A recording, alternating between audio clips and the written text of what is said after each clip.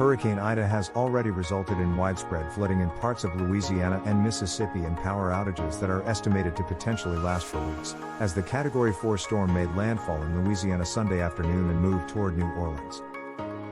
The storm is only likely to get worse and have bigger impacts on major areas like New Orleans and Baton Rouge as it continues to move inland, with Bel Edwards predicting at a news conference Sunday afternoon that devastating impacts will continue for at least the next 24 hours. Bel Edwards said a levee storm protection system that guards the New Orleans area is expected to hold despite the storm's strength, which would help the region to avoid the devastation from storm surge that it experienced during Hurricane Katrina. A number of localities have now imposed curfews overnight because of the storm and its projected impacts, including blocked roads, downed power lines and potential tornadoes.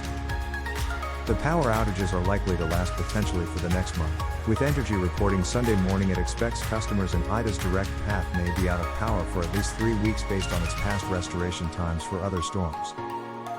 Dozens of emergency rescue teams are poised to undertake search and rescue operations for storm victims, Bel Edwards reported Sunday, and he predicted recovery operations would likely start early Monday in areas that have suffered significant damage.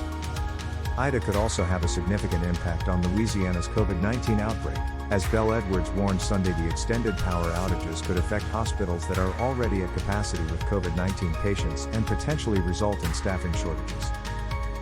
COVID-19 transmission at shelters housing evacuees from the storm is also a concern, though local officials and shelter managers said there will be isolated areas for those at shelters who refuse to comply with mask-wearing policies and who have tested positive for COVID-19.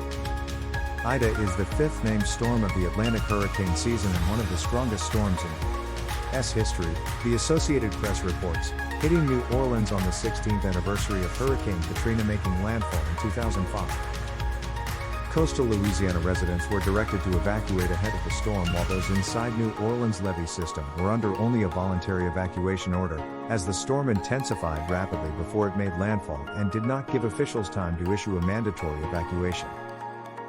The NHC projects the storm could bring isolated totals of up to 24 inches of rain in some areas with 10 to 18 inches expected throughout southeastern Louisiana and far southern Mississippi.